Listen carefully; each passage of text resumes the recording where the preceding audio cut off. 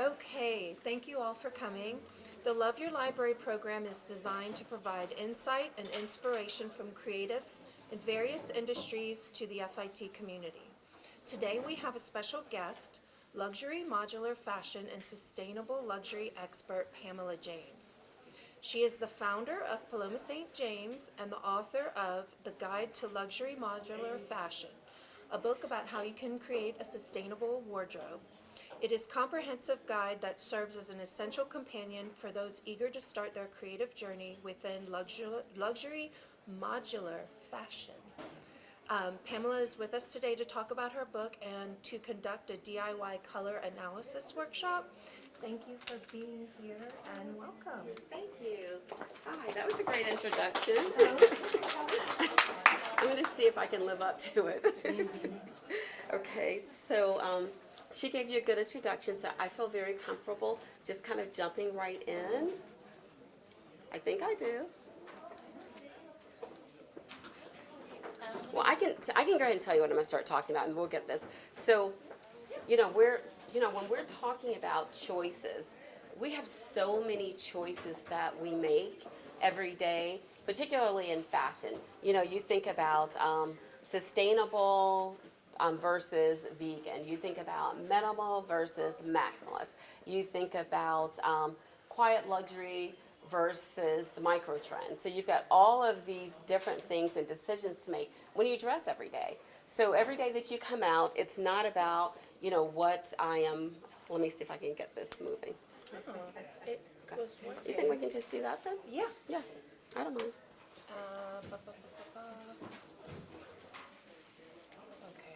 Okay. We worked on this, right? Yeah. Like, We I did, got here and it early. worked. It worked. It's a constellation I was just teaching a class and my screen just completely, it just stopped. It just ran through 15 slides, stopped. You need to, first of all, you need to know, it needs to know that you're There we there. go. Okay. So you Okay. just clicking on, and then now this should work just fine, okay? Okay. Let's see if this works. Okay, so you want to be here? Yeah, this is good. Okay.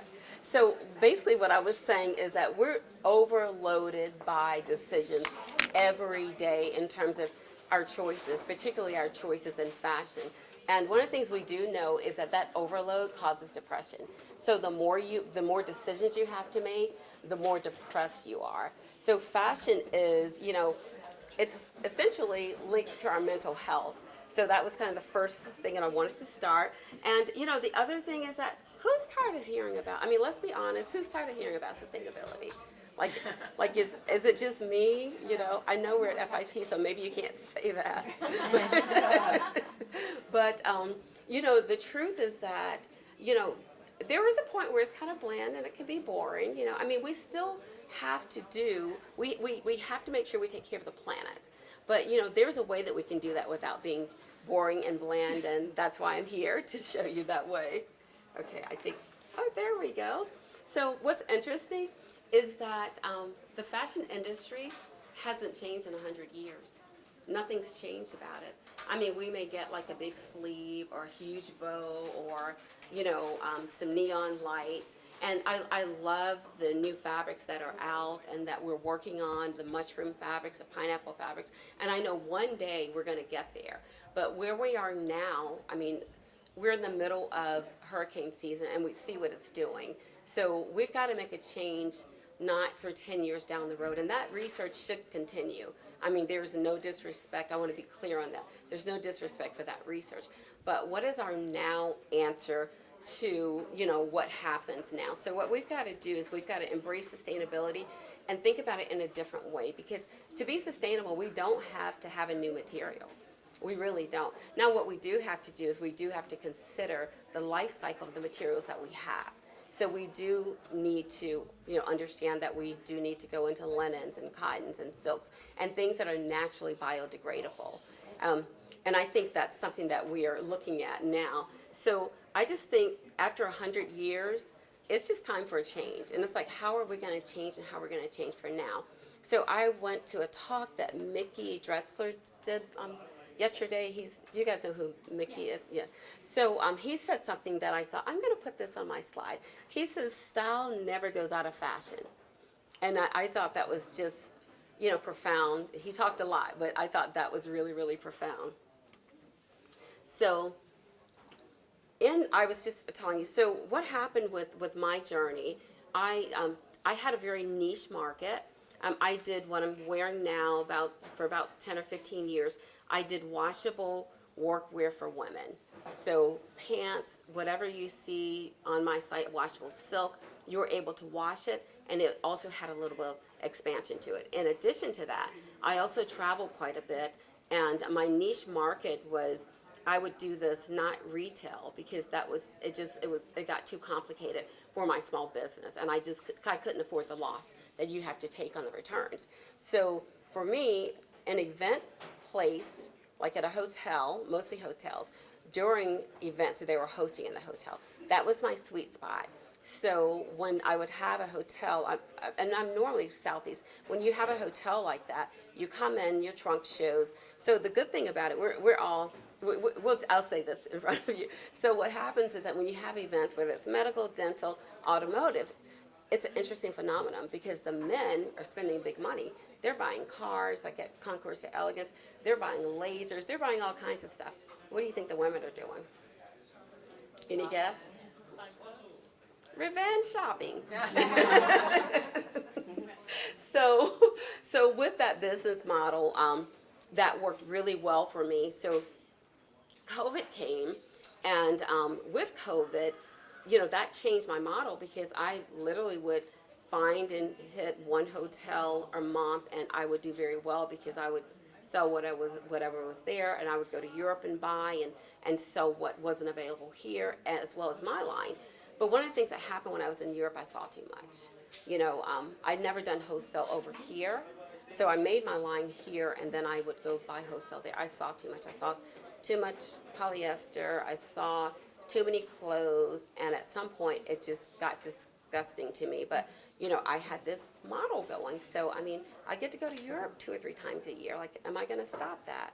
And then you just keep moving. People want things. So what ended up happening is COVID hit.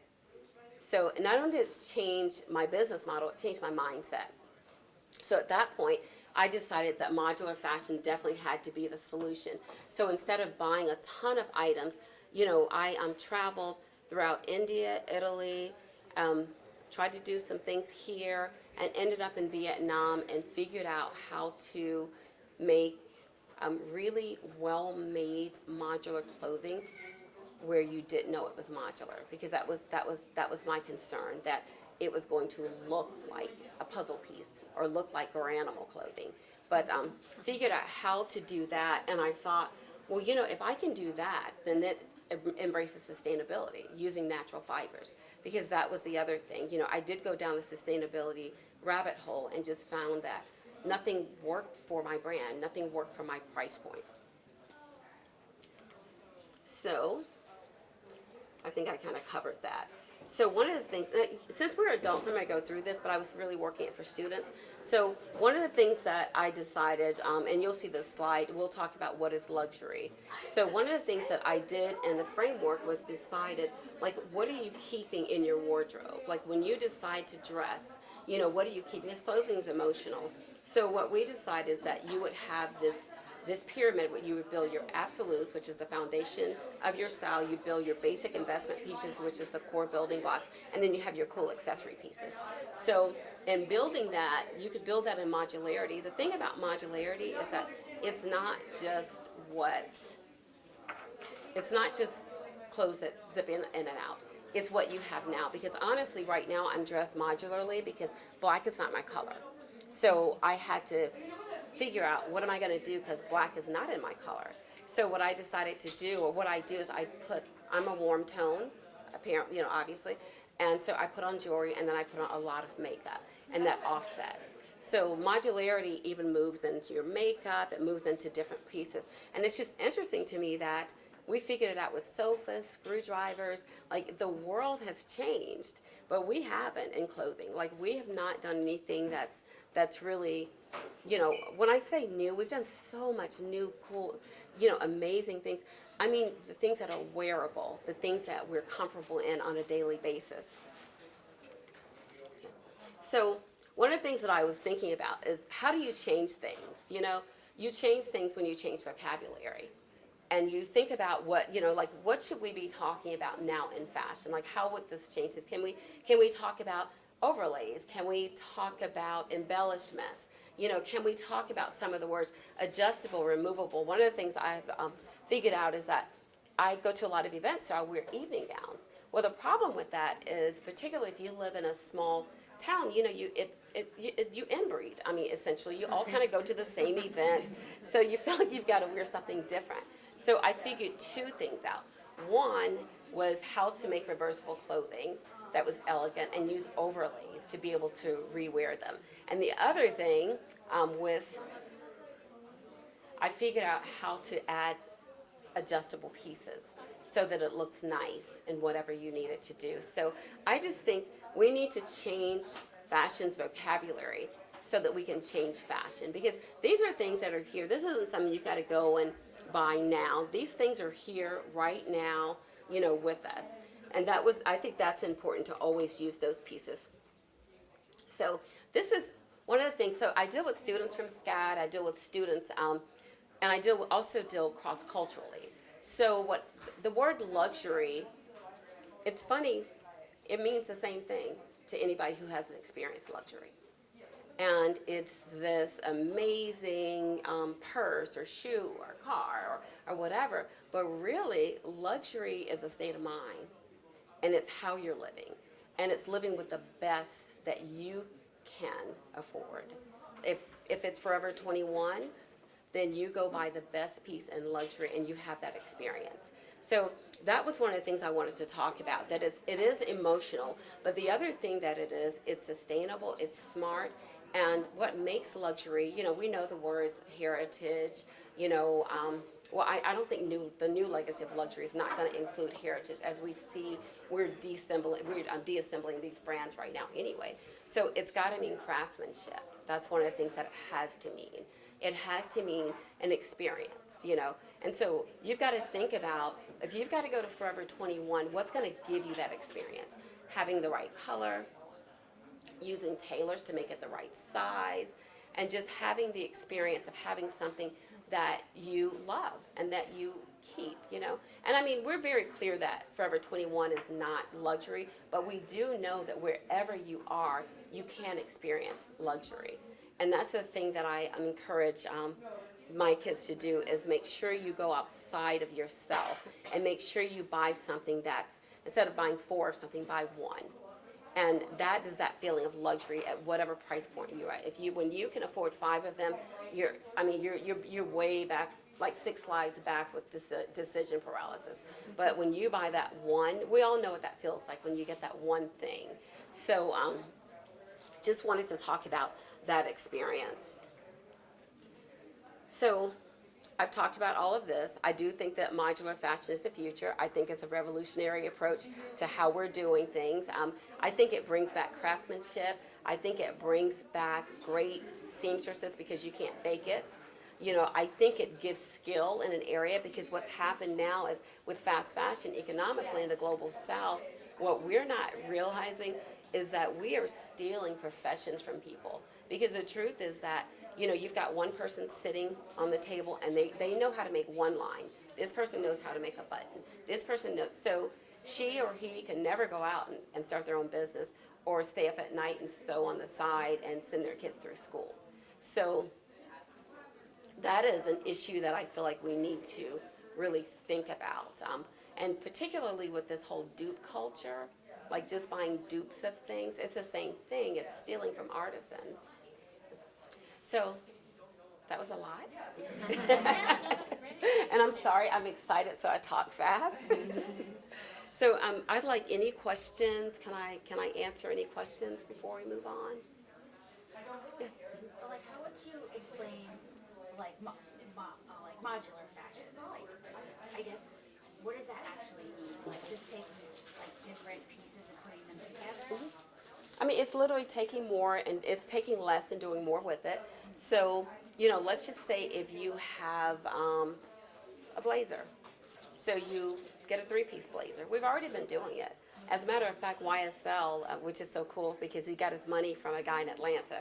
Side story, but he got financed by this guy in Atlanta, which I think is so cool. But he started with modular by 3-piece sets. So that's modular because you have those pieces and you're going to be able to move in and out of them and skirt here, blazer there, and do whatever you want. So that's true modular dressing. You know, it's kind of like a screwdriver. Instead of, you know, the screwdriver having like, remember, I'm old enough to remember we had like 6 or 8, but now there's just one, and you move in and out. So even in those 3 pieces, that is modular. You know, what I'm doing, and what I plan to debut in February is, actually I'm doing University of Georgia first, but, and their Special Collections Museum, but what I'm doing is just a step further. But it's so this is about, let's think about what we have, and what are all the tools we can put in the tool chest to make sustainability sustainable now. You know, because sometimes when things are so far away from us, it doesn't feel reachable and it doesn't feel, you know, attainable. So, any more questions? I do. Yes. I love that you talked about finding a tailor that can Yes. make things fit in the way that you want them to fit. Do you have suggestions on how, like, vocabulary you can use? Like, I'm thinking of a tailor that's in my neighborhood, and if I took something to him, he probably wouldn't know what I was talking about to kind of fit it properly. Is it just like finding the right tailor, or do you have suggestions on how do you approach somebody to say, oh, I like this, but I need it to come in here and I need it to fit this? Do you have ideas about that? Well, I do. Let me tell you why. Because believe it or not, my first manufacturer were Koreans that didn't speak English. I had 2 sets of them in Atlanta. So my grandfather's Japanese. So I've got like, everybody in my family is black, but I've got like some Japanese cousins and Asian cousins. So they didn't speak English. So, you know, 70% of communication is nonverbal, right?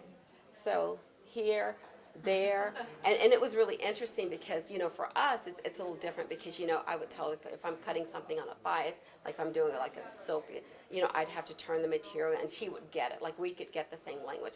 But I think the best thing to do is to look around, you know, because the best tailors are not always the most expensive tailors. And I think the biggest thing is to find somebody who takes pride in their work. When they bring something out to you, they smile. They're happy. And that usually is going to be a better tailor. But like I said, 70% of communication is nonverbal. So I think it's about, a tailor really can only tailor what you ask them to. So that's the big thing. So even if you put on a pair of pants, you know, it's a lot of tailors now, they're not going to know exactly what you want because things have changed so much and they would have to keep up with styling. Like, you know, men, you know, normally one break in the pant leg. There's, you know, now there's skinny pants. So if they don't keep up, so let me say this. I would find a tailor that kept up, a hip tailor that kept up with styling. You know, that would be my solution for you. Okay, any other questions? Yeah. I think what you said earlier too about, you know, the dynamics between menswear or men, their buying habits, and women shopping in a revenge buying. I find it interesting in the sense of like the average man's closet is not modular in a sense, but it's very Rolodex. It's very like bottoms, shoes. How do you accomplish that for the women's closet as far as, like you said, you have a knack for more gowns and dresses, some are more, you know, suiting or something more casual, maybe like pants and things like that. So how do you address that, you know, on a normal day, honestly, like rather than trying to figure out what's the next logical piece? I think the best way to address that is I would go back to the pyramid that I showed you because clothing says a lot about our personalities and what's wrong with. And what's interesting is that people will tell me things like, I don't like clothing. And I'm like, I know you don't. I can tell, you know. Oh, here, let me. Okay. So what I'll say is that I think there's a building process that a woman needs to take that, and a man's wardrobe is modular, very modular. He's got the ties to match the suits, and he changes them up. But I think for a woman, you have to think one or two things. Clothing is emotional, so what I'll say is psychologically, what are you covering? Because people with a lot of clothes are usually trying to cover something. So I want to say, oh, well, you could just do this, and you can. I mean, I think for that answer, I would say, you have to think about the foundation of your lifestyle, and you have to build these core pieces into what you really want. And then what I tell women about what their styling is, your styling, you can tell it in your undergarments and the type of socks that you're attracted to. The things that people don't wear. See, men can live out loud. A lot of times, a lady might wear, some panties with cats on it, but she doesn't want anybody to know it. Or some socks with the little, but we don't want people to know it. Yeah, I mean, really, the socks with the tutu. But it lends towards your personality, and I think you have to know those things. And once you know yourself, like I know for sure, I'm a very clean bling girl. Like I'm going to, whatever I'm wearing is going to be very clean, but it's going to be blinged, just blinged out, big Apple Watch, So, but what I've learned is that when I look for things, and I'm out shopping, and let me go back and I'm from the South, so I'm gonna get primitive on it. Women, just if you think about shopping, and hunting and gathering, men hunt, they don't need that, they don't, but with women, I think instinctually there's just something in us that likes to gather things, and part of that, I think, is just the gathering. But I think you have to figure out for yourself, like, what do you cover? And I think that's a question that I've had at my age. Friends are starting to ask themselves, like, I have the means, I have the money. Why do I have 200, 300 pairs of shoes? Just why, So I hope I answered that, but I'm not really sure. So let me honestly say, I don't know the answer to that, but I think is that we cover things, and I think it is because we don't get to show our true selves and what we really like for clothing. I think men are more open because you have a tie. You can show you know what I mean? You can wear a zany tie, but with us, we haven't really had those accessories outside of a scarf, or a little brooch every now and then. I don't think we've really explored the opportunity for us to really be ourselves through clothing. Like a favorite thing in the closet? Because I gave out, I write about menswear on Forbes.com. A lot of times I'm very simplistic in how I approach it because I know an audience, and like for them, it's like one-stop shop if it's a wardrobe haul, and like the favorite thing is usually like a hat, or a t-shirt, or a jean, or a favorite shoe or something, and they kind of like, I can kind of blanket the idea for a man in fashion. Like he's gonna hold on to one thing that he really likes. If it's a suited guy, it's like always gonna be this, silhouette, like you said. But they hold on to that, and that's where the modularity comes from. It's like, all right, if this is my thing, everything else is just easy. Bingo. Bingo. Don't women do that too? I guess we have more. We have more of those special things, maybe.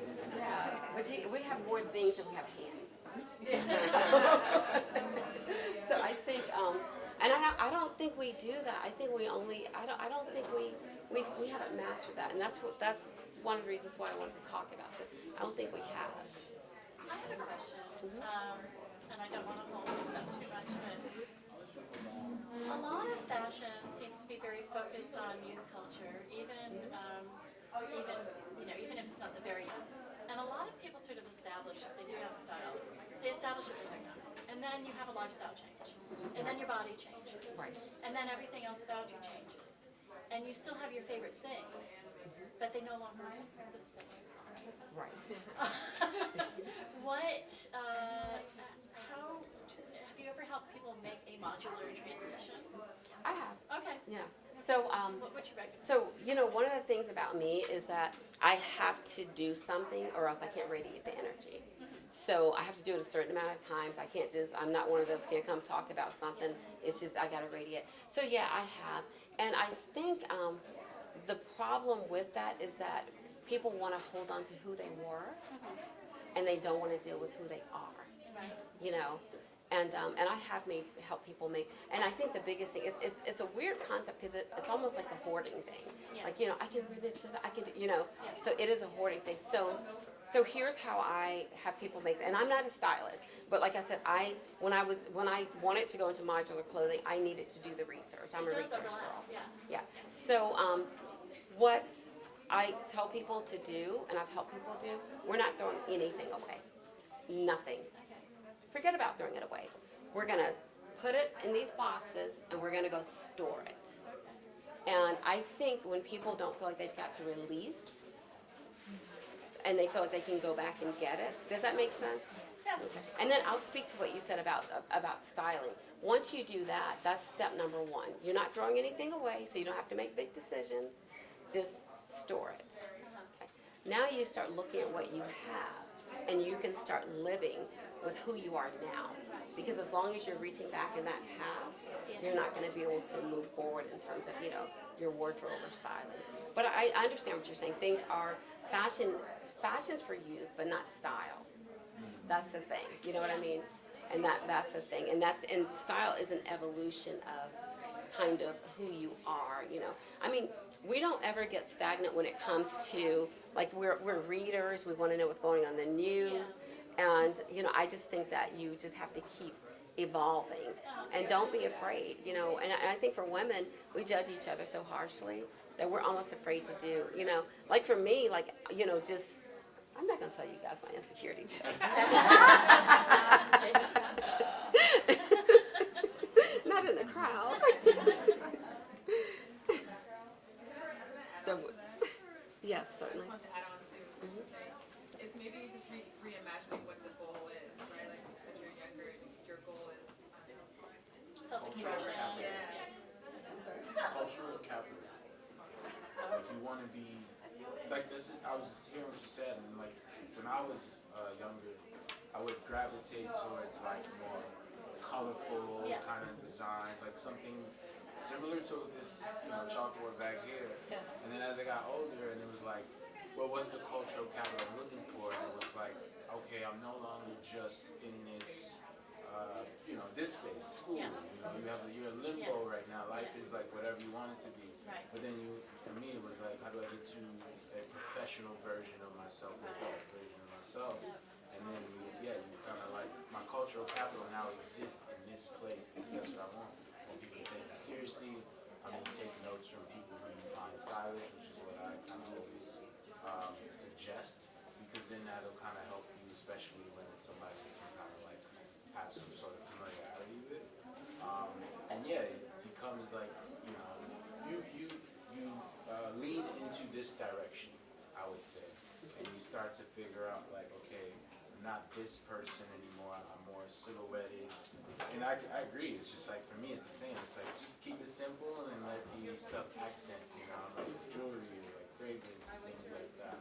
And you find yourself, even like for people who are a bit more maximal, they find that harmony, you know, for their prints and florals and things like they like to put together.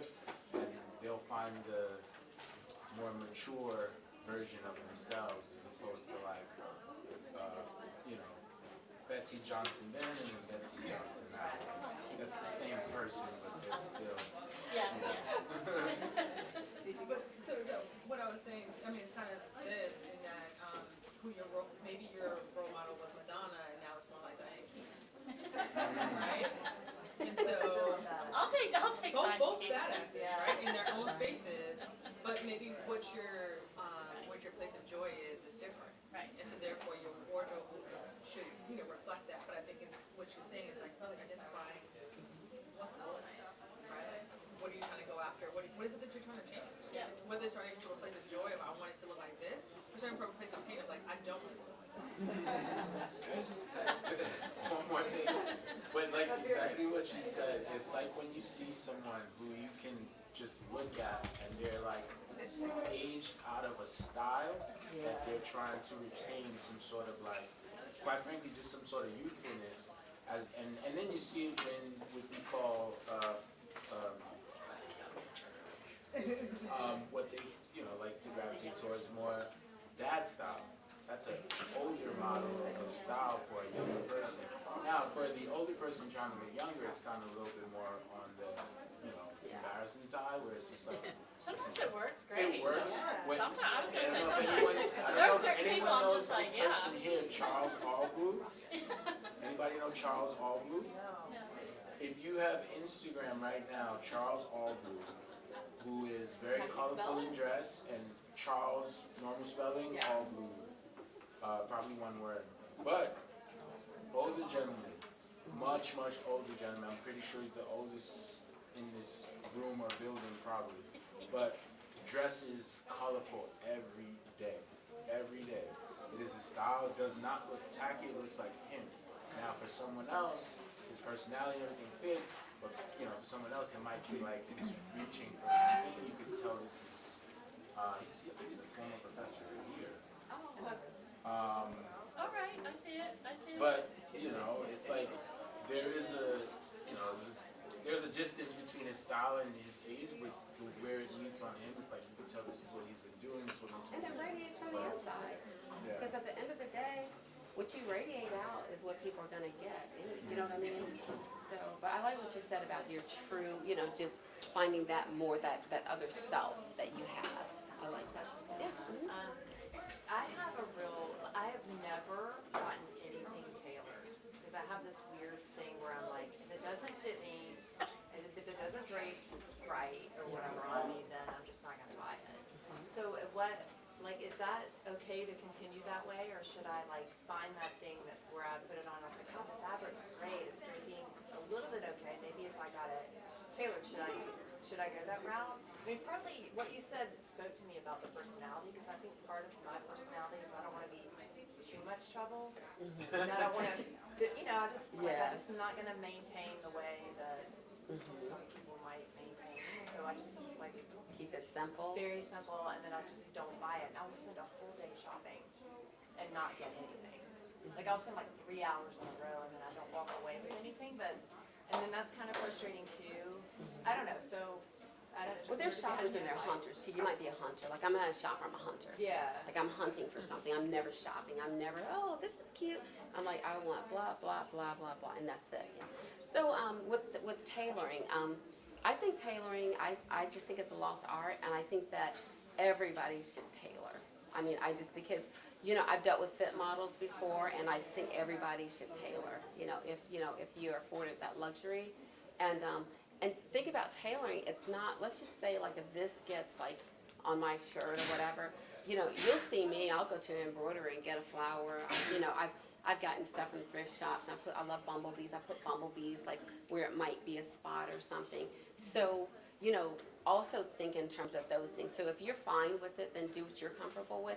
But I would say, if something happens to something, rather than just getting rid of it, it isn't, that may be something to consider. Alrighty, let's move on here. Okay, so here we go. So basically, we're here now.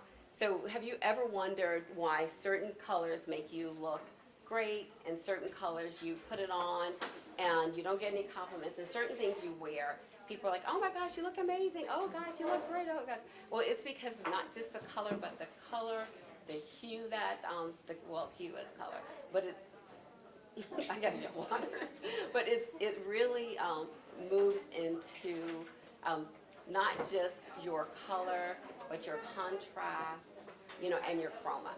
And so that's how we look at your color. So when you see yourself, we're into this vein thing. Is it warm or cool? I've heard that 100 times. That doesn't really matter, in terms of color theory. So let's move on and get to the good stuff. So what I want to do now, I want to skip all this and get to the fun stuff actually, but I'm not going to do that. So, I just want you to think about sustainability and color. If you choose the right color, then guess what you're going to do? You're not going to continue to buy.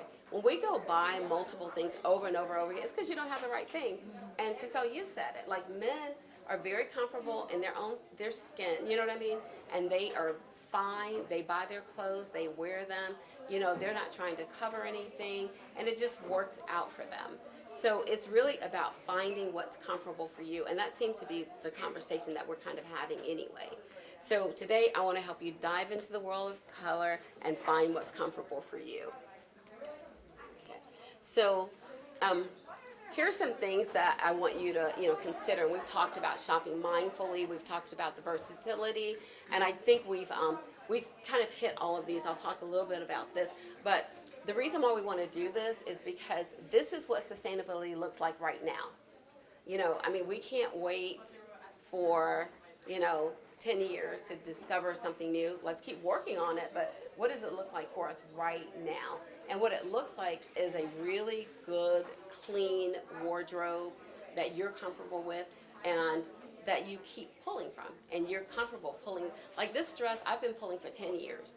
Now, I made it, so I got every size. but I've literally, if I know that I'm not feeling really confident about things, I know, go pull this dress out because it's black, it's not my color, but it's gonna make me feel good. It's gonna make me be able to stand here and talk to you. I'm not gonna worry about, something tucked in because it's just a very simple, wear. So that's what I want to teach you to do today. So I'm going to give you a little bit of information. Can I go back and forth here, or just With the arrow buttons, okay? you go forward with Okay. that goes There back, you go, okay. and then this, yeah. Yeah, I'm a matte girl, so I'm That's all right. touching That's fine. I everything. get it. Okay. So what we want to do now is I'm going to put two of these on the table. So we have this and this. So we have mirrors. And so what we're going to do is we're going to go through and we're going to look at several things. Can you guys see? Maybe I can move it this way. Okay. So we're going to look at, what we're going to do is we're going to do a 12-season analysis. And it's so few of us that we should just have fun and all do it. Yeah. So what we're going to look at, we're going to be looking at 3 different things on here. So I just put the colors here, but we're not going to worry about that. We're going to look at hue first.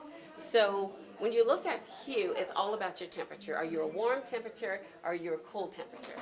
So warms are gold, cools are silvers. So who wants to be my guinea pig? I will. Hold on. The hardest person in the room. Yeah.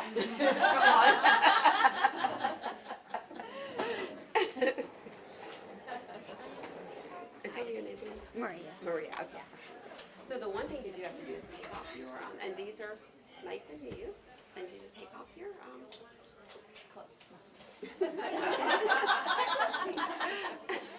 And what we'll do is I do it for her, you guys can do it for yourselves. Okay. So I am going to need your glasses off because I need to see your entire face. What's the name of that that movie, that thing? Handmaid's Tale.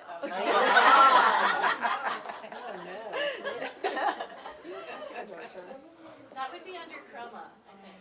No, just kidding, the magic circles. Right. No, that's different. Oh, wow. Yeah. So the first thing I want to do is okay, the first thing I'm going to do is we're going to find out if she's light.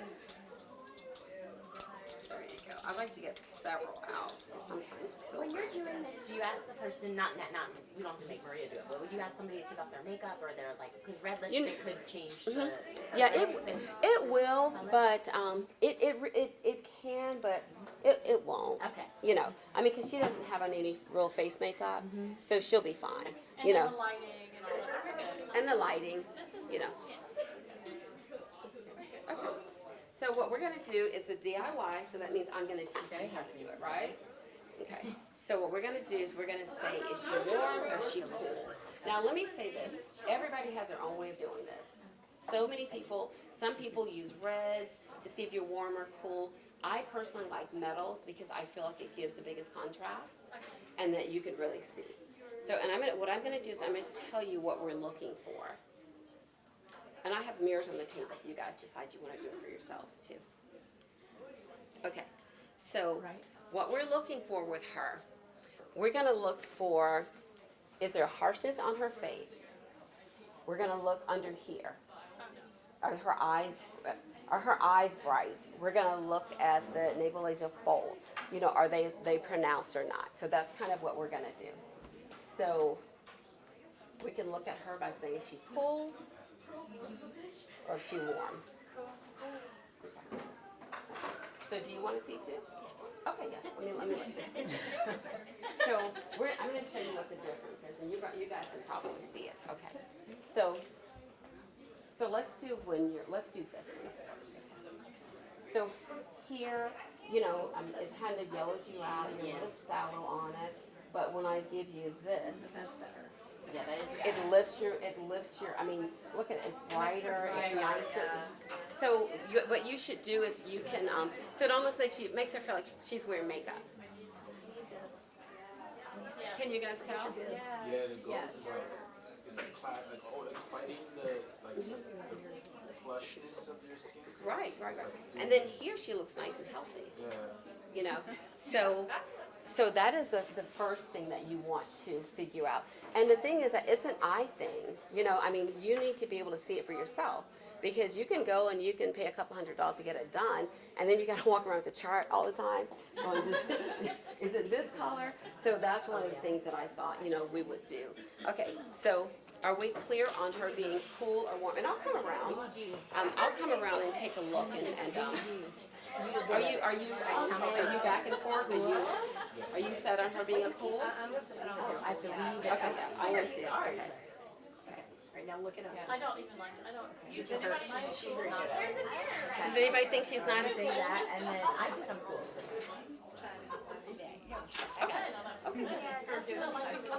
Silver? And what I'll do afterwards, I will That's what I thought it was for. and then. Okay. So let me also give you guys some hints too as you're moving along. Look at some of your natural features, and that'll give you hints as to what you are. I need a picture of that. Can you take a picture? He looks like Pharaoh. I used to be brown. He's brown, yeah. That's great. Here she goes. Okay, let's see. I think let's take your glasses off. Okay, so I'm cool. Okay. Alright, so just sort of hold it up to your chin. Yeah, hold it up under your chin. So there's the stand. Oops. I think the gold looks good on you. Put that all the way down so I don't lose light. Okay. But drape it a little bit. Yeah. I also think you're cool. Yeah. Let's look at it. Take that off and then drape it. Let it drape down. Really good on you. I think gold. So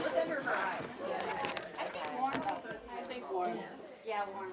But I think I need to try these. You can't project. I don't think we're so cool. I know, I'm listening to you like a goat. Wait, try the gold again. Yeah, I'm trying to look at it with your eyes. Yeah, but I think both are like a unicorn. You can do whatever you want. Yeah. Because the gold Because it does start your eyes up. We might need the I professional. think, yeah, I think we need a professional. We need a professional. We can use both. okay.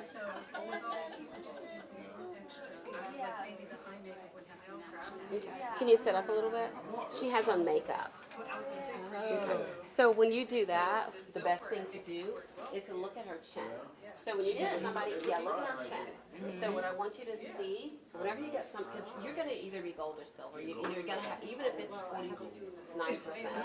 So here's the best way to decide. Look at her chin. Let's see when her chin recedes and when it's normal and she has a jawline.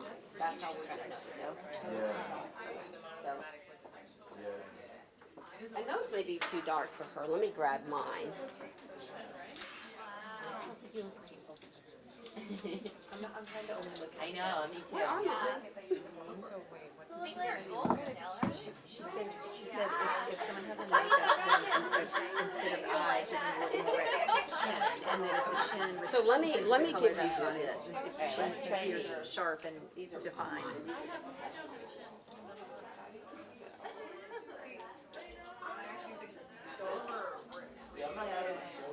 So here's the thing. That changes, that's changed. So here's the here's the thing. You know what it is? So what this will tell us is that but like Do you mind turning down for me? gives you She has on more- makeup, so I got it. Like, can I switch it? Yeah, like there you go. There. I can see the silver. See, that's gonna help out. Because I always gravitate towards gold. Like, I feel like gold is gonna work for you. The silver brings the color in your face out. Yeah. Yeah, you have like a lighter eye too. It's like or blue. Yeah. Yeah, it's like She's a cool.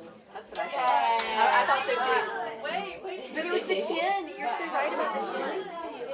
She lifted up. Yeah. But okay, so she's a good.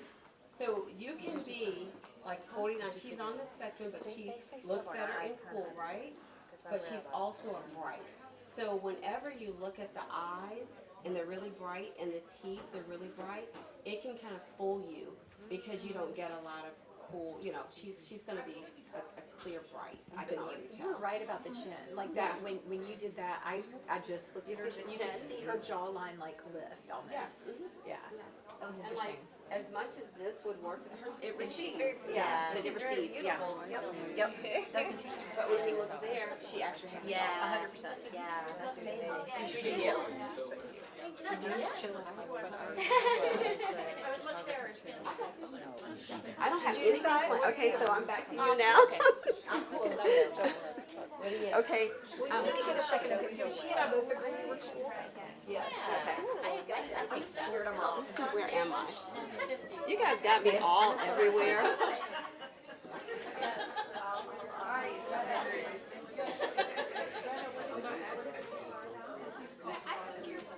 I did it again. In the right space. That's what she's saying. So. Okay.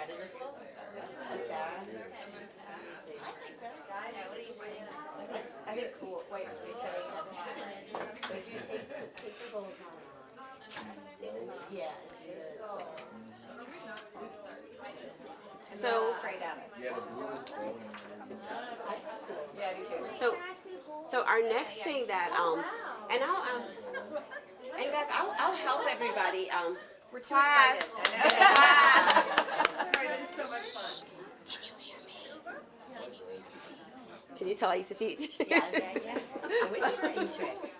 Okay, so the next thing we're going to do is we're going to look at her value. So the value,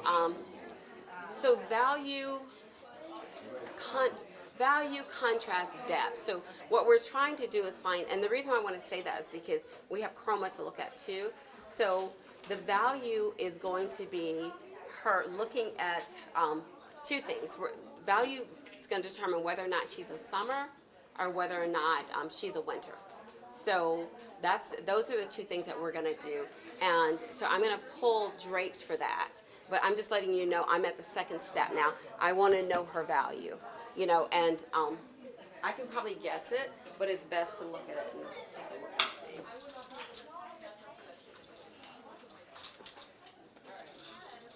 Okay, so we're going to start with our nifty all of our blues. And we're going to see which one looks better on her.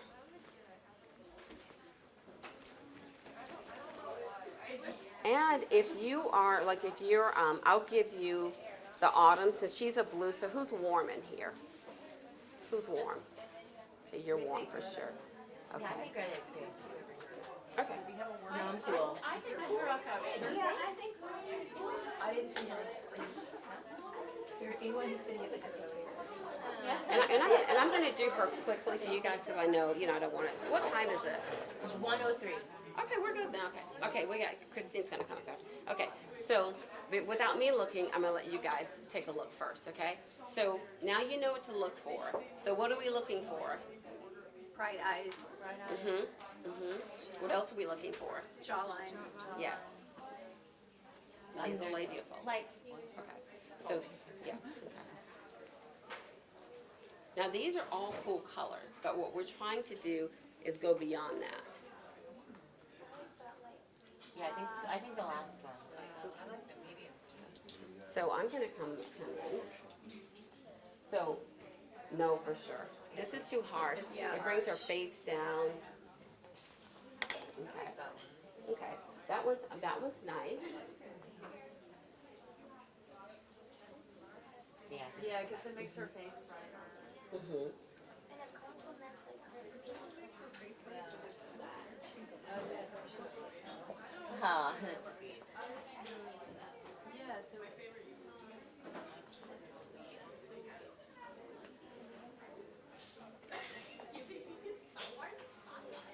So we know she's in between, like when she really is. But so we know these two blues look good on her, light blue. But instead of just making my personal opinion, I'm gonna put these here, and I'm gonna go to the next color because that's what you're really supposed to do. People tend to stop kind of where we are, but you don't stop. You keep moving. So what I'm gonna do is I'm gonna give her something that's a little bit more contrasty, so that we'll kind of know like where she's living in this space. So this will give us a better idea. Are you saying that's not the color you would choose? yeah, you don't normally do pink. I think that's obvious.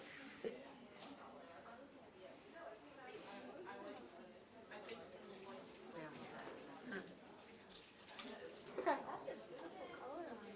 I'm surprised you don't like it. Which, oh no, I love pink. I just didn't think I could wear it. That's my favorite color. Barbie. Yeah. And here's what I'm really looking for. So what this is telling me, it's telling me for her, I'm looking at contrast. So I need to find out is she, I'm between these two seasons. So I need to find out if she's a winter or a summer. But what it's also telling me is her eye brightness, her teeth brightness, and how and we'll connect the third piece, and I'll tell you in just a second. I gotta cover your face show. But it's important to go through this. A lot of people like to say, oh, you're a summer, and they just stop. But that's why you get people who don't really know their colors. So I'm gonna do one more. We think we know knows what she is, but we're gonna make a decision based on this one. And then we're gonna move into what type of, I won't tell you her color yet. Okay, so what are we looking at? Eye brightness. Yeah, but look up under here, because that's always important. Like, what are we seeing up under there?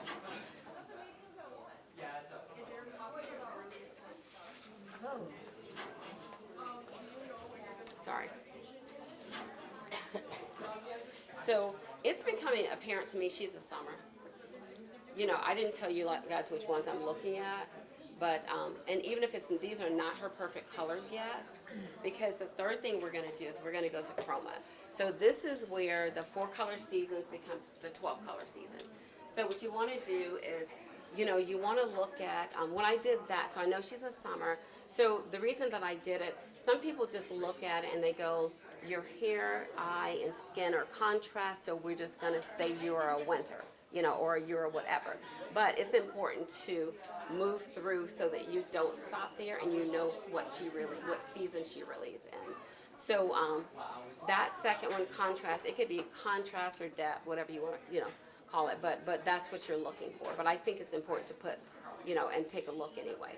So the third thing is chroma. So what I'm gonna do is, chroma is clear or it's dull. Like it's either muted or, and what makes a person clear is not their skin color.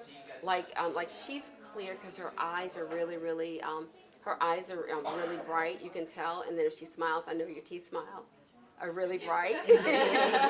So she's clear. So so now I'm going to take this off because for several things. So now I'm looking at, okay, so I'm muted. So if you look at I have on makeup because I got melasma, so I'm doing color science. I got melasma all over my face right now. So I am, and I could look a little cool because I had to do more makeup than usual, but I'm considered muted because my eye color, my hair color, my skin color, all kind of blend. Look at me compared to her. She's very clear. You see her eyes, you see her hair, you see her brows. So she would be considered very, very bright. So here's the other secret with color theory. So now what we have to do is we have to consider what is her dominant feature. Like, so is her dominant feature that she's cool? Is her dominant feature that she's, you know, like a clear or bright? You know, like, so looking at hair, eyes, what's the first thing you see when you see? I mean, obviously, before you dive in, is it something that you choose as an individual? Or is it something that other people gravitate towards on you that you need to recognize? Because that becomes an issue, I think, for a lot of people. Well, I think what happens is it depends on what you want to choose, but what you'll find is that there is unconscious implicit bias, and one of them is called affinity bias.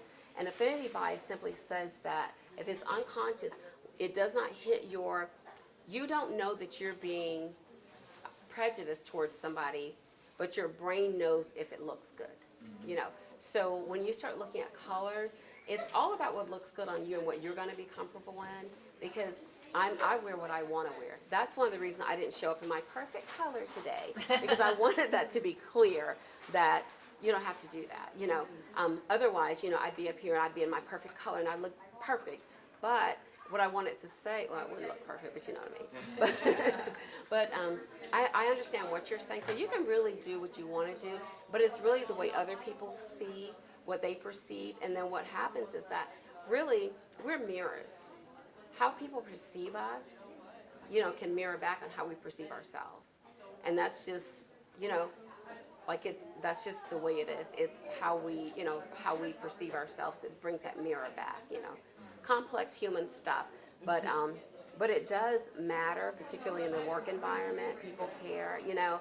I mean, that's just like, you know, I work in fashion, so really I wear sweats every day, you know. But if I were up here in sweats with my hair pulled back and no makeup, you know what I'm saying? Like, would you have the same reaction to me? Does that make sense? You know what I mean? You know, so. I just thought it was more intense of a workshop. What'd you say? I would have thought it was more intense of a workshop. Oh. I should have came dressed.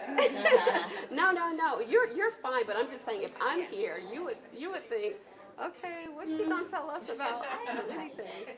So as one starts to get more gray hairs, so this is my natural hair color, but I keep getting more and more grays as we do. So like, do you recommend for your clients? Do you recommend that then their colors change once, like, because once I have a full head of gray hair, it's gonna be very different. Your colors do change. Right? They do change. You automatically become a cool. You know, you automatically become a cool when you go to gray. Everybody, you know. or just? Well, most people do. You know, they will automatically just and the reason why is because even if your undertone is warm, your dominant feature is what you're going to look at. So that's your dominant feature. But if you look at her like this, and you look at her like this, clothes can push you backward or forward. You know what I'm saying? Like, and it's not even about what looks great on you, what's bright. It's what blends into you so that you show. The clothes should show. Like this is pushing her forward. You can almost see her. And then here she is. I just want to see the color. Okay, here. This color is pushing you forward. Got it. Okay. This color, it works for her. You know, it just blends nicely, you know. So I understand what you're saying, and but I understand the complexities of human behavior. And we see what other people see. If a girl tells me she's not attractive, it's not because she looked in the mirror and made that decision. It's because somebody was in her ear and they told her that, you know. So it does, you know, we all have affinity bias. Like I said, if I were in sweats, you know, showing my melasma with my hair pulled back, you know, smacking gum, then there would be a whole nother perception. Do you know what I mean? I mean, it's just, you know, the truth. So now we know kind of, you know, who she is. She's on the light end. You know she's cold. We know she's clear. So what we do is we look at her dominant feature. So what I see is that she is, when I first saw her, I saw that she's kind of pale and she's got dark hair. So that is her dominant feature, right? So what's going to happen is that I'm going to pull the last set of summer towns, and it's going to talk about, and it's going to show you how you narrow down, you know, your color for yourself. And this is the important part. This is a step that people tell you they have their colors done, and you're like, but you look like a clown because everything's bright. They miss this step of and they don't go into the 12 season analysis. So what I'm gonna do is I know what I think she is, but I'm gonna see if you guys, what you guys think. So actually, let me pull that one last, 'cause that's not okay. So this is soft summer on her. Now these are all, she can move like through these colors, but we're talking about what looks best on her. So this is a soft summer. I would say no, because her dominant feature is, her chroma, and she's really bright. So this is a cool summer. And guys, I'm not seeing it, so I'm gonna come back over to see it. Okay. And this is a light summer. Oh, I forgot, we got fun stuff that's here. I did these for the students. Hold on. I was wondering what was Yay! I thought that was the finale.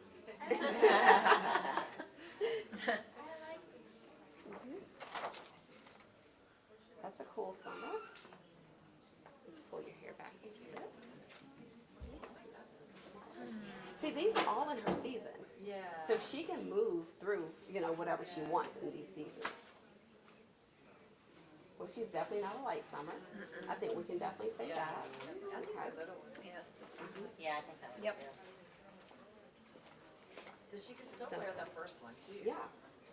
There can be tons of combinations. Now, of I would these give her tones, clear. right? Yeah, you can. So you can move through, like she can even move into, because of where you are, you can move up or down to the next level. Like you can move outside of your color thing.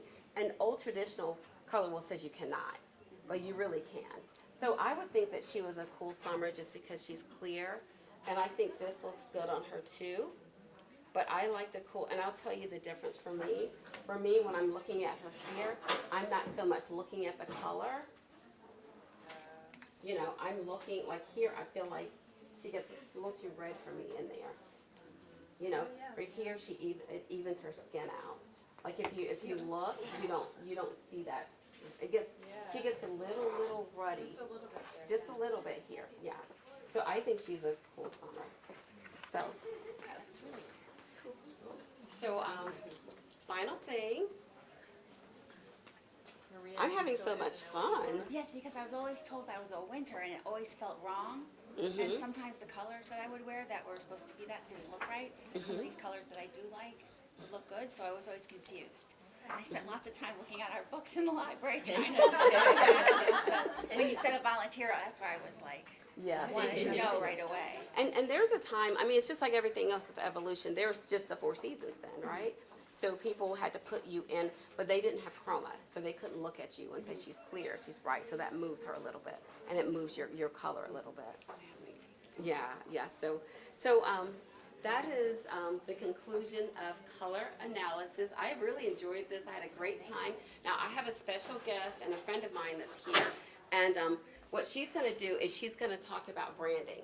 Like once you figure out that you want to be sustainable, and you can be sustainable through color, because if you get the colors that you like, it's human behavior. Because the thing that we're trying to do with this whole sustainability area, we're trying to leave out human behavior. We just left that out. Like, if I look good and you give me 30 compliments, then guess what I'm going to reach for? I'm going to reach for what you said I look good in. And, and then, it's going to give me more, it'll give me more confidence every time I put it on, So I think we need to put in the psychology, of human behavior into sustainability and into color matching. And I do think that we will buy less based on using principles that are just like, let's be sustainable today. Okay. None of us work. Like, I had a daughter who did it for a year. She thrifted.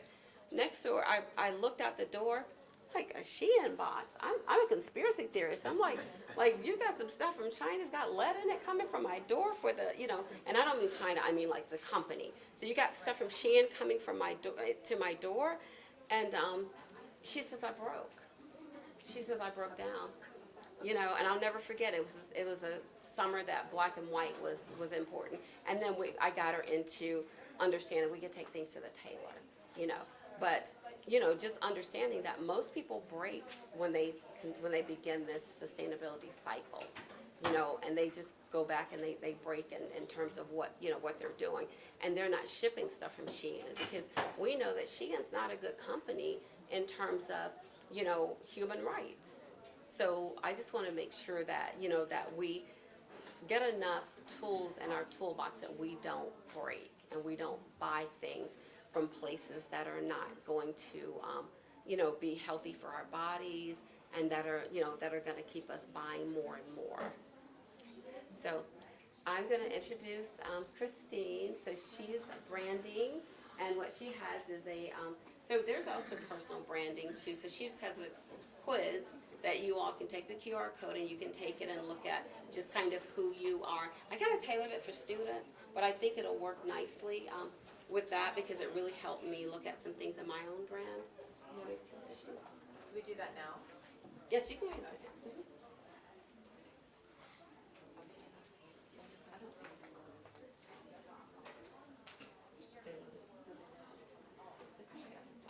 It's all right. Hi everyone, I'm Christine Keeley. Nice to meet all of you. I think I had some chats with some of you about my background, but I will share just a little bit. I'm a branding strategist for luxury and sustainable brands. So I work here in New York. I actually have a studio downtown. So we do a lot of content creation for brands like Johnson & Johnson. I've got Carnegie Hall, the London Philharmonic Orchestra, NYU, Columbia, Morgan Stanley, Vanguard. They're all in my portfolio. And then I also do personal brand coaching, which involves not just content creation, but also how can we create a personal brand that leaves a lasting impression. So Pamela and I actually had the opportunity, and thank you, Pamela, for inviting me here today, because it's now that you have all the tools to really understand what your color is, or what your power color is, like how can we use the power of color in our own personal branding. And personal branding is really important, and we talk about the psychology of color and how color really does make a big difference, not only as a consumer in our buying decisions, but in first impressions and in your own personal brand. So living in New York, I have gravitated towards black. I think a lot of us do. And when I step outside of that, it feels almost uncomfortable for me if I'm in the city. I don't know why. It's like if I'm in the city, I always wear neutral tones, and I have no idea if that's my color or not, but that's what I wear.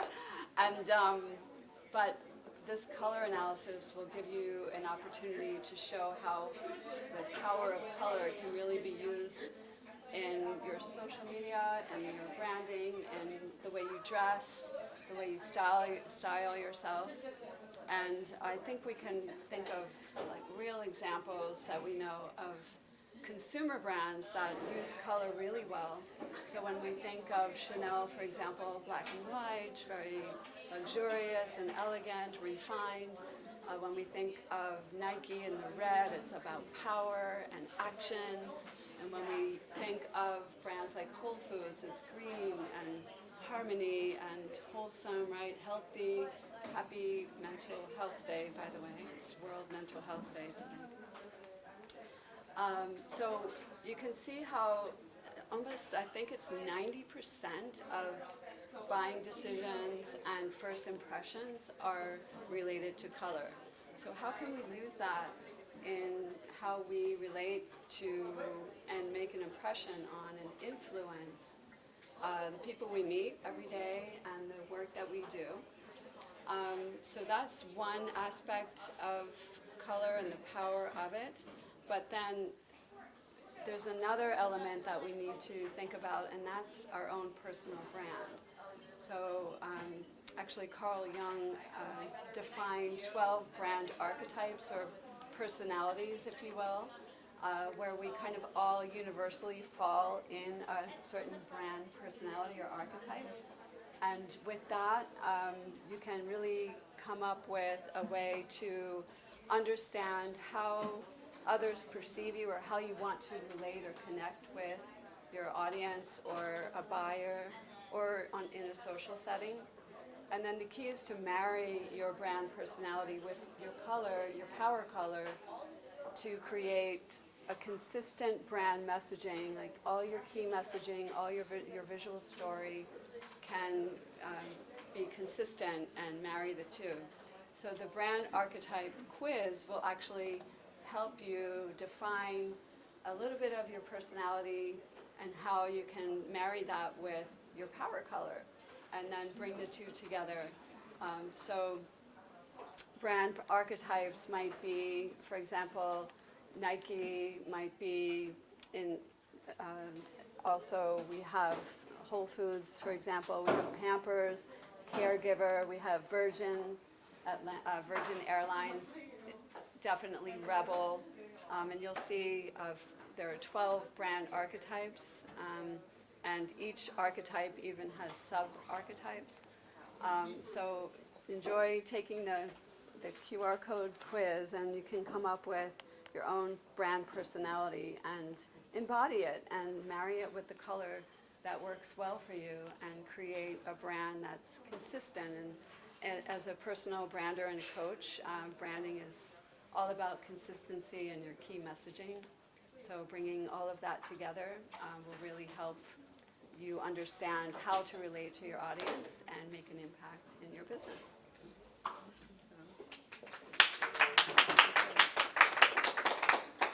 So the brand architect also gives you it's really cool, the personality. It just pulls it out, and then it has the colors that's in it too. Because every color, you can wear every color. You don't, they tell us we can't wear black, and we talked about that, but you really can wear every color. Like there's a purple for you. It just depends on where it is on the scale. Does it have more, gray in it? Is it cool if it has more brown in it? Or so it just depends on what you are. So we have a little bit more time. So what I want to offer, do we have more time? Yeah. So I want to offer that this we can come up and I'll do your personal. I plan some time to do that for anybody who wants to get it done. You can come up and we can all participate and help. It'd be easier for you to help because you got to remember every time I'm looking at skin tone, it's different. So my eyes have to change, my eyes have to adjust. So when I have help doing it, if I'm going to do it right, then you guys really do. The participation helps me, and I can actually move through. Now, if I'm just with the person by themselves, then I really need to, I would, make them take off their makeup. We do this and we do that. We go to certain light. So since we don't have that opportunity here, I think it'd be fun just to do it if you guys are interested. Yeah. You first? Yeah. Come on. And if you have any questions, I'm happy to answer them. I have a strong background in corporate, Johnson & Johnson, and then I've got a studio downtown, production studio. So I'm happy to answer any questions around personal coaching. Photography and video, like videography? Yeah, I work mostly in fashion and tech. Those are my two main verticals. So I do a lot of fashion photography, video production. And then that has actually led me to working at the C-suite level. And then that evolved into personal brand coaching and also helping to run campaigns for luxury and sustainable brands. So I have a question while I'm up here. Yeah. So I teach social media, and I was interested to know, would you ever accept like students being able to come in and see the studio, or for you to come in and speak to them about how the process works? Yes, absolutely. Yeah, we can even bring them onto a shoot. Perfect. Yeah, we'd be happy to do that. Okay. I'll exchange with you. Yeah. Okay. What is it like when you have a personal client? Like when you have, what's that like? Oh, well, last week I had a really fun personal branding lifestyle shoot. I work with an author. She's an author here in New York. And actually her husband is a musician. He hired me first to shoot at Minton's Playhouse. We created a black and white series of jazz musicians in Harlem on New Year's Eve, actually, and created this really cool series up there. And then she hired me to help her with her personal branding. So we went through, it's a whole process, of course, of discovery, and looking at her styling, which is the fun part. I love to go through, and we selected 8 different looks for her. And then I really have to understand the intention behind the shoot, the production. So understanding her work and how we want to position her. So we met at the Baccarat Hotel, and we took some photos in the main public space. I mean, they have crystals everywhere. It's actually very dreamy. So I was able to create this ethereal series for her, and she just changed into 8 different looks, 3 in the hotel public space, and then we went out on Fifth Avenue. I have a great BTS video actually of me in the crosswalk and my assistant saying, "It's turning red, the light's turning red." And I'm like running. He's running over here. But yeah, it was a lifestyle shoot, and then upstairs we shot in the bedroom, and I did an overhead shot of her with all the books that she's published, so she can use that also for her own publication, her website, social media, and I do other shoots as well for clients like who need media kits, public relations. I work with PR agencies to help create the media kits for public figures, C-suites, anyone really who needs a portfolio. She'll be doing Paloma St. James, so. I just actually shot, you'll appreciate this in fashion, I just worked with Liana Aguilar of Project One Way.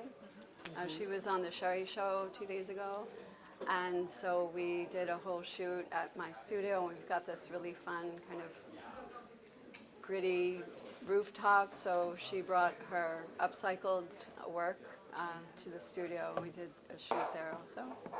Yeah, it was super fun. Thank you guys so much. Thank you.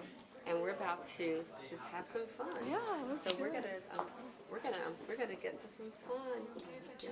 But and I get so excited about this. But I thank you all for having me. I really enjoyed being here, and it was nice to have some adult play. It was really nice. Okay, so I think I know what she is already, but we're gonna go back and see. So now we're looking for hue. So what we want to know, is she warm or is she cool?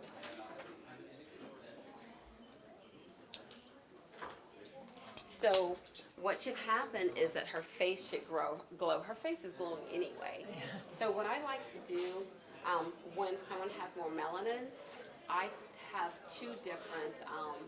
I have this one, and this one can feel a little cool, but it works on lighter skin. So I always bring 2. So you kind of have 3 looks here. And you won't see me pull these out a whole bunch, but I'll pull that one out for her. Okay, and then we're going to talk about what's right and what's wrong. Ooh, I like that. See, I couldn't see it from the back, and I don't want to get in front of you. You're good. Okay. I like that. That was, Yeah, that's her. I mean, Yeah, you don't need to wear makeup now. You can just wear that. right? Yeah, I mean, she's warm. Like, she's for sure warm. Any questions about that? That was evident. Okay, yeah, okay. See, I was back here, so you guys got to yell it out so we can move fast. Like, and then I'll come and check it. Are you going to go through all those palettes again? No, I can if you. I mean, but I wasn't. I was going to go through just a couple. Okay. So since we know that she's warm, we haven't done a warm. So we need to take a look at hers, and we're going to go autumn and summer. So we're going to find out if she. What is it? Okay, we're going to find out if she's autumn or if she is spring. Why did I say summer?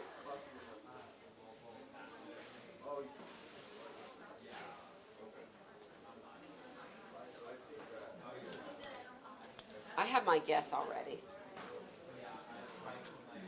I'm right? Yeah, we're autumn, right? Okay, yeah, okay. So you can move through them pretty quickly. So now what I'm going to look at her is for a chroma. I'm going to cheat a little bit. I cheated on that a little bit, so I'm going to cheat a little bit. People say I look great in like bright reds and yellows, so I would think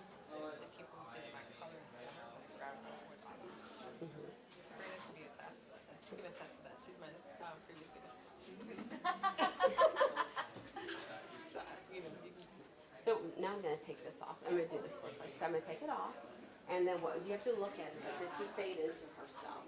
You know, is she more like me, like the eyebrows are soft to me, you know, so I'd like to say she's more muted because her eyebrows are soft, her, you know, her features are, you know, they kind of mesh into each other. They're not like your features, which, you know, you've got the dark eyebrows, the lighter skin. Okay, so with that, we're gonna do it real quick. What do we say, your autumn, right? So let me find autumns. Here's some. Okay. There should be 3 autumns. Oh. Oh, there's 3. Okay. So, let's, Autumn, so I have those are the ones I thought were, These are winters. yeah. okay, They don't tell me what it says. I'm interested to see. okay.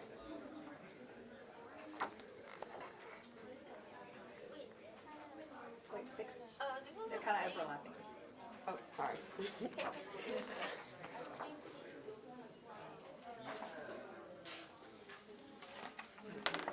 Oh, I have 2 soft autumns. I need, well, I'm missing an autumn, I'm sorry. Need a warm autumn? I do. Oh, no, I have Oh, you that. have it. So what do we miss? I'm missing a white soft, so there should be, there's autumn. Yeah, we have warm spring. I'm missing an autumn. I have it here though, so we'll be fine. I have it over here. Okay, warm.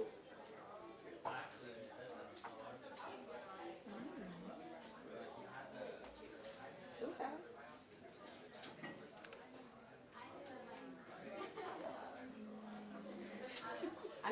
I'm not, I don't think. Okay, so let's put this one up. Okay, so, You're like, I know what I'm doing. okay, so hold this one. Okay, and then what we're gonna do is I'm gonna go ahead and pull, because for some reason, That's better. I was gonna say she can attest to where Yeah, I was a student last semester. Yeah. I feel like sometimes you just know. Yeah, I was saying like sometimes like you just know. so this is what we're missing, guys. We're missing, I don't know where the deep is. So we know she's deep or warm. And what I'm gonna say is, and let me tell you why I'll say, this is based on formula. We said she's deep or warm, okay.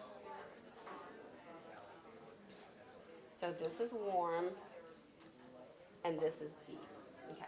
So let me take a good shot at what she is, and let me tell you why. So when I look at her overall, the first thing that I notice is that she's muted. Like, I mean, I think you guys can, you know, she's more muted. You know, that's her first feature. Okay, sometimes you have to go into a person's second feature. So when I look at her again, she doesn't have, then I think so for me, she's muted and she's warm. Like, that for me makes sense. Like, that's warm is not her dominant feature. Muted is, but her secondary feature is warm. So I wouldn't consider a tertiary feature.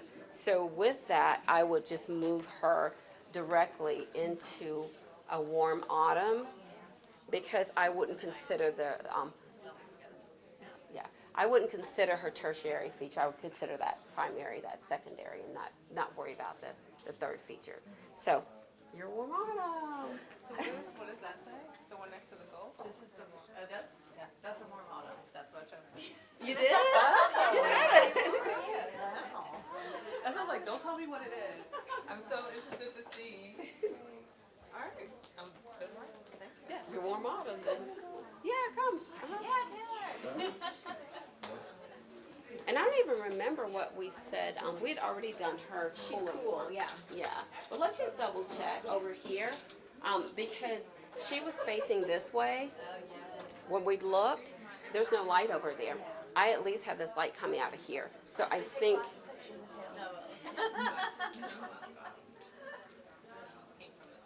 Okay. So here we go again. Taylor, you're ready. Oh, I'm sorry. You're ready, aren't you? Okay. For her, she's so young and pretty. We're just going to look at her chin because she has no flaws. So Take your glasses.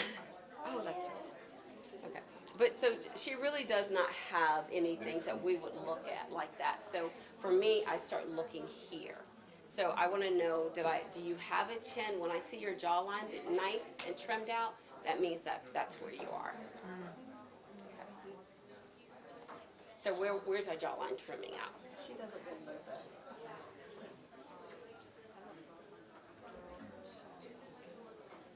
it. Yeah, but one looks better than the other.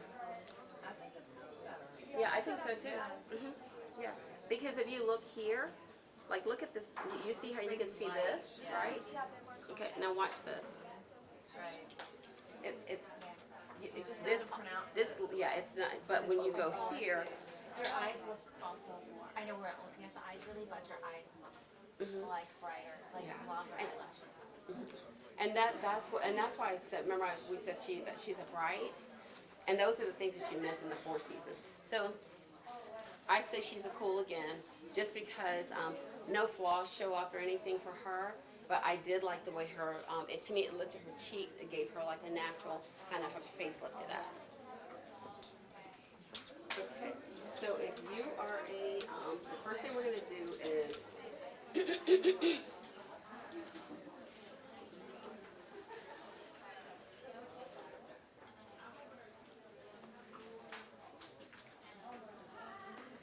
and these are bright blues. These are bright colors, but they can still.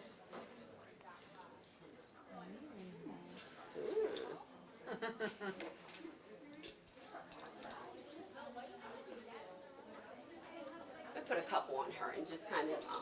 So when people start doing this, it's it's fun, but it's not necessary. But if you see people do, she's a winter. No, let me not say that out loud. And then I want some pinks. Okay.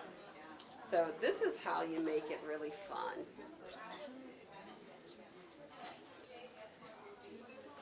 We'll put a couple on her. I want to make sure my lipstick doesn't get on them. You want to make sure what? I want to make sure my lipstick doesn't get on them. I don't want them to get ruined. Okay, okay. But I think they're fine. Okay, I'll be careful. And typically you wouldn't have on makeup when you did it. Okay.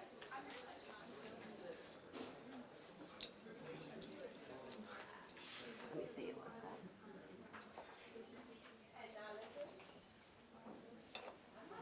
Which one do you guys think? This one, right? 100%.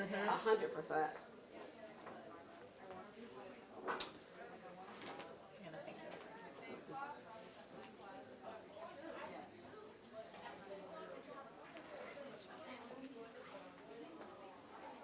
Surprising, huh? Look at this again. I think that's. I like that.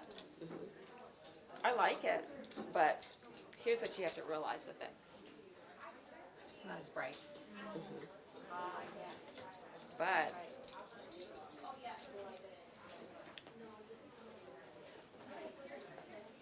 so does she mesh with this, or does it push her forward? Is our question. Like, is it pushing her out too much? Or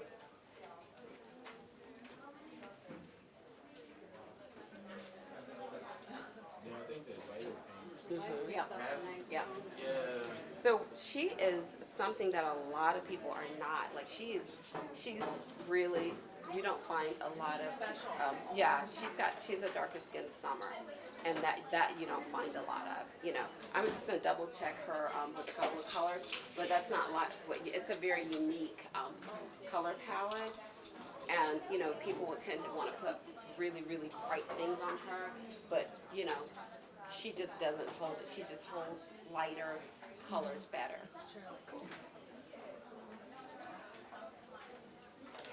Yep. She just happens to hold lighter. Okay, so now we'll quickly figure out which three.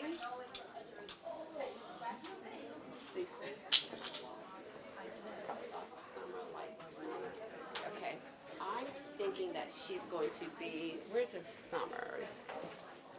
Maria's got the cool summer still. She's holding on to it.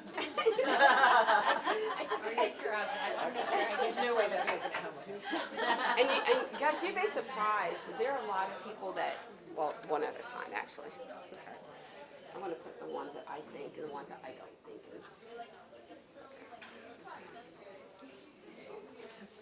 So here.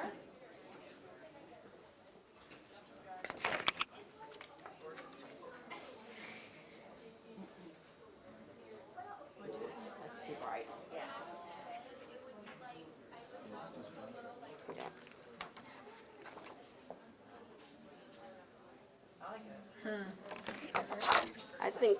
I think she's a which would not. Well, she's muted, so she'll be a soft summer. I'm so jealous. This is what I want to be. So I want to be a soft summer. That's why I think it's hard to do. Is that what you thought, Taylor? Yeah, because like I think that's hard. It's hard when you do it yourself. I noticed like You have your because I like have one shirt that's you like want to do because you like the colors, or they show and I was like, celebrity wait, that is that color. because I usually wear like browns and like really like light greens. You can wear this brown skin. And a lot of people can't wear this. Yeah, but it's okay. What are you? Oh, I don't know. I don't know why I didn't. I left because I realized that we were supposed to No, thank you. I have time. You have time. That's fun. I have a question. Does it ever work to have like to wear the opposite? It does. And I didn't talk about that with artists. So with makeup, it works really well. You know what I mean? You just look at the color wheel. If you want something to pop, you go to the opposite side, right? Yeah. So, if you want, if you're an advertising company and you want something to pop, you would. So yes, it does work like that because sometimes you want to be intentional and you want to be seen. And at those times, then it's always good to know to go to the opposite. I actually have the opposite. I'll show you. One of these, I have the opposite, so you'll know how to. I'll tell you how to go to the opposite end. I do that a lot. Yeah, I was thinking also like when you have complementary colors, sometimes it really works. So I thought maybe it could be the same. Yeah, but then if you think about it, that's what I'm doing. Yeah, that's right. That's right, and that voice really works. Okay. Do you know what you are? No. You have an idea? I think it was like silver. Or maybe just, yeah. And let me say this: people will say, "I'm a neutral." There is no such thing as a neutral. You're not 50-50. You're one or the other, even if it's a little bit. As we saw, from you, like you can see she had no flaws, but we can see. Now see, I'm just gonna tell you everything. So with him, I have to consider his beard. So that's gonna be something that would change, because like if he were, so his beard is. And I do this on guys too.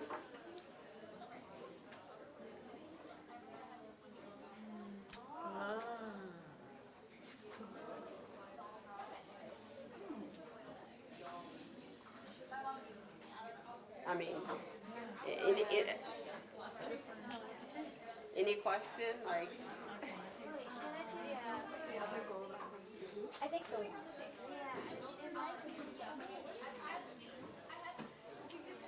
okay, but let me show you something.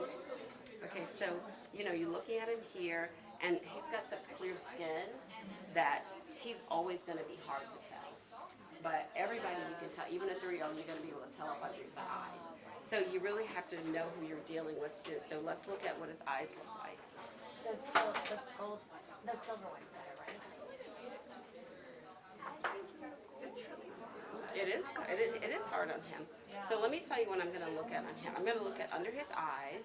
So look here, and he doesn't have a, so you're not going to be, that's not pronounced at all. He's perfect skin. So what we're going to look at is what we look at on her. Look at his chin. Silver. Cool. Isn't it? No, I think think he's gold. Well, I thought gold I mean, until you said honestly, chin. like if you look, but look at his chin. Like he has a full chin here. And then also his like under his eyes. They get younger. Like this, you know, he's good. He's got small things, but these are little things. I want you to look at his jawline and under his eyes. Like he looks healthy. Still looks good, but you see his jawline recedes a little Yeah, it bit. does. Yeah. Actually, seeing his eyes more that. Like, I feel like the eyes are better. Healthier. Yeah. And then look here. Like look at his cheeks. Look at his cheeks. They gray out a little bit. Just a tiny bit. But they both do look really good on him. But they look good. They both look good on him. Like they both look amazing on him. But that's why you always do the other part too, because so instead of doing so with him, since and this is always good to do. So with him, since we're like 50 gold, 50 silver. So what we're gonna do, we know that we're like he's half and half. You are gonna be something. So rather than move over into all the other ones, what I'm gonna do with him, I'm gonna go winter, autumn. So that way we're gonna make our secondary decision based on, so if we're not sure about primary, then we're gonna go to secondary. So let's go winter, and then, well, you know what, if you're warm, you wouldn't be in autumn, you would be more of a, summer. You'll be more of a summer if you're, because you're not that warm. So let me grab a couple for you.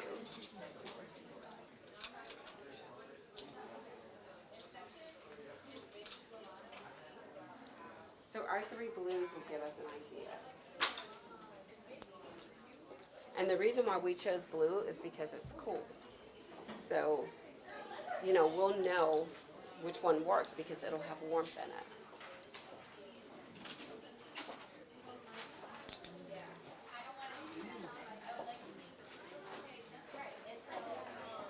Okay. Already, I don't like that. No. I mean, don't take it personally. Yes. Mm-hmm. No. No. Okay. So that quick test lets me move him more into. Let me go into autumn. Spring with him. Like what is that? Autumn, summer with him. So I want to go more because I feel like he could be a cool, but I don't see it really working on him. Like, if I put him, in like let me put him here.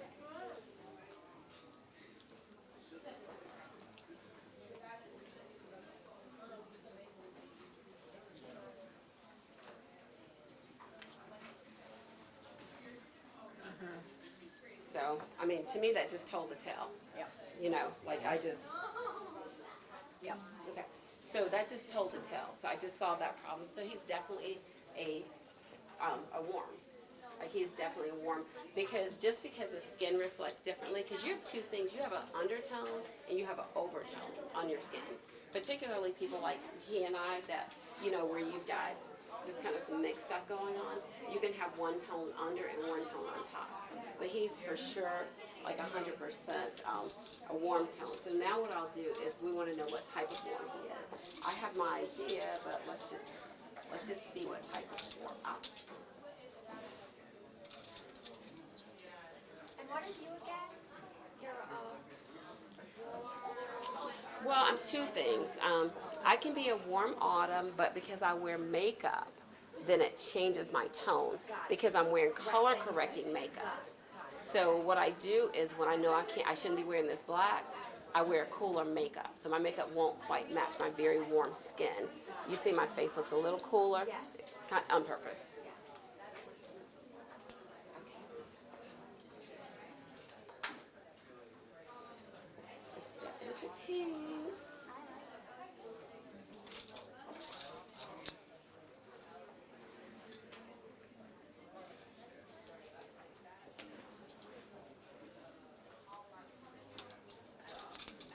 I actually keep these in a certain order, so when they get mixed up, I start freaking out. And I think we did this one of him already.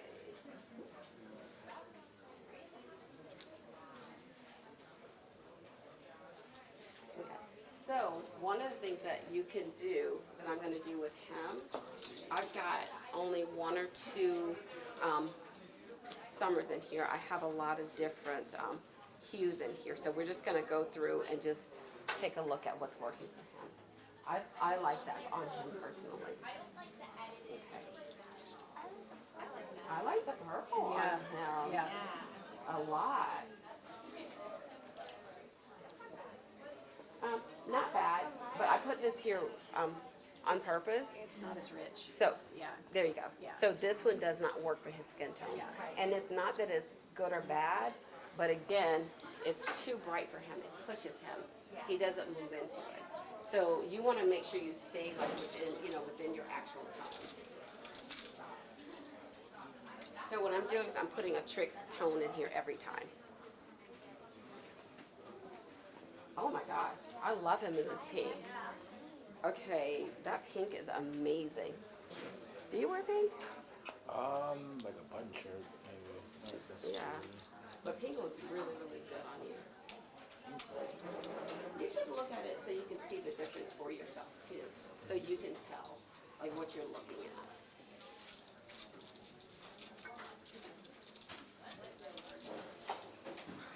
So let's do a couple of pinks. You want to see that mirror real quick?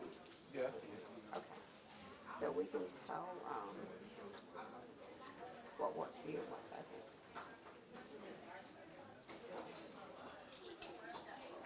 I'm trying to put them in a certain order so he can see the difference. Okay, so you can see it? Okay. Yep. Yes. Yeah. So you're summer. So we know that for sure. Okay, so we know you're warm, and we know you're summer. So basically, what we've done is we've kind of we've cheated a little bit. I've looked at your contrast. I didn't look at his contrast. I tested his contrast. Some people just look at it, and what they'll do is they'll look and go, oh, he's got a beard. This will fool people all the time. That's why you just test it with color. Because by characteristic, I could say that he's whatever. Because I would put him with you by characteristics because his beard is dark, but that's not what I should do. I can't. I've got to factor this, but it can't be overall. And see that beard? You see how you couldn't tell with the silver and the gold? The beard. Yeah. So now I'm going to take this off. So the reason why I said that is because we have to, with him, we've got to find out he's here in the intensity and saturation. So he's not bright and clear like you, and you're bright and clear too. He's not bright and clear like you. He's not super muted like me. He's somewhere in here. So the decision that we have to make is he closer to bright and muted, or is he closer to me? So what do you guys think in terms of like his eyebrow to his hair to, like his hair, his eyebrows, his eyes? So what do you think, he's closer to me or closer to you? Okay, yeah. So that means that he's somewhere in here, right? So that means I need to go in and I need to look at, again, it's all about, this is just really math. It's just checking your work. And people do these, but they don't understand the science to be able to check their work. So this is me checking my work, because I think I know what he is, but he has a beard, so he's unpredictable in that sense. Okay, so we're here. He's light summer. I can already tell I don't think he's light summer, but I'm not looking at it yet. Okay. What are we down here? That's cool. Okay. Let me come back here. Okay.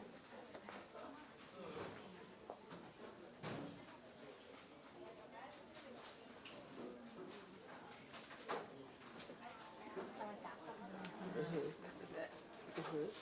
So what clued me in on him being a soft summer, you want to look at and see which ones you think? Okay. here's the soft summer that we think you are.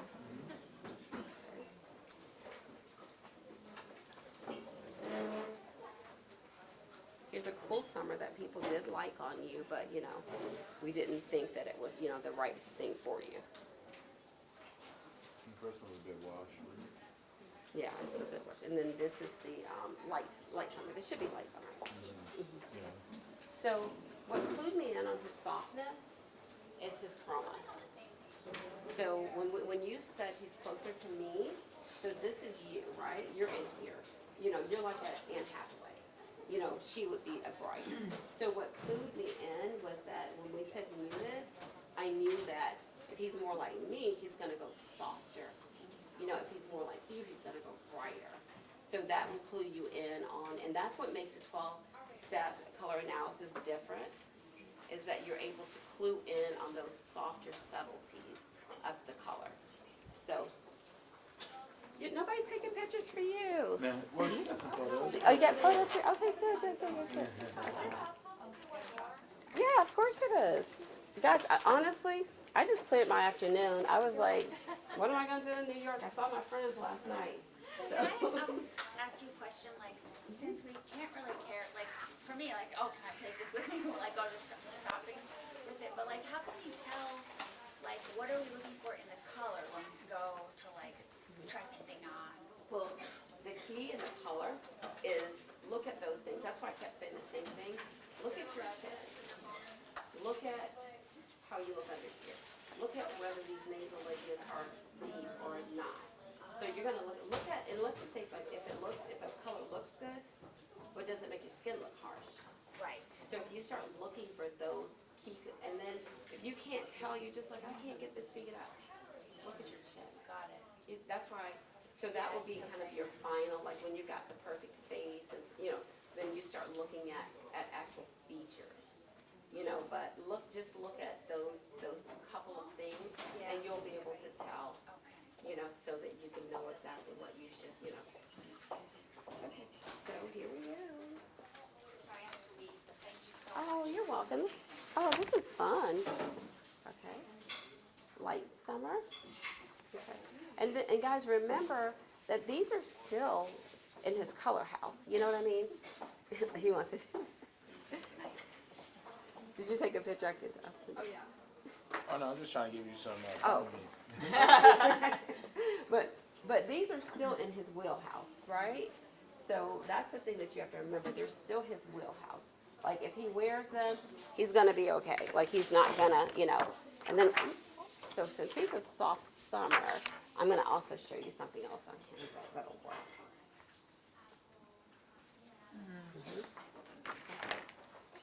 And then even moving down like this, like look at this one. It still can move down. And it looks nice, but let me show you. But it doesn't look healthy like this. You know, so that's kind of what you're looking for in that. This is more my closet.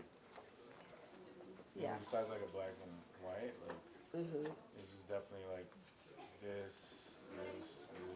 Yeah, grays. These washed more blues. Yeah. So you're already in your season. Yeah, I mean it took a lot of time to get there with the closet. I did a lot of, you know, analysis of myself. And Have you ever done a color analysis? Color? No, not so much. More, so it's like tell people like look at somebody you like that kind of reflects your physical and kind of who you aspire to, and then because it might be a physical then transforming your actual physical. Like this person looks like a wrestler. I want to look like a wrestler. You know what I mean? Whatever. But then you get to the point you gotta, you know, they have stylists, so they have the knowledge. But then you get to, you know, you gotta get to the point of like, okay, where do I fit in with this look and this silhouette overall? Like, you know, what pieces will become more modular within my closet? Right, So, right. yeah, Because you when I- keep reaching for them. Yeah, so when I look at the palettes, it's like, You're already. yeah, I'm already there. Like the palette's kind of like, you know, this is a little more specific, but they kind of work. And then if you look at the jacket, there's color and like more like burgundy. But yeah, you get to the point where, for me personally, I know I don't live here. Right. I know I don't live here, and I couldn't fathom it. You know, it's just like I said about this wall. It's like, yeah, it's cool, but it's not something that when you look in the mirror, you kind of have like the harmony within yourself when you actually feel good in your clothes, and you're like, oh, this looks good. And this is what I'm wearing. Because if you don't, then you just feel uncomfortable, and that's like just a bad day. That's true. So That's true. yeah. When I wake up, it's really how I feel that day. Yeah. And everybody does it. Yeah, subconsciously, and if I tell people all the time, like even if you don't think about it, you in it, you in fashion. You're gonna buy something. You're gonna wear something. Everybody. Yeah. Even the people who say they're not. Yeah. It's It's like- like you're not walking around here naked. You know, it's not just stuff. Right. Right.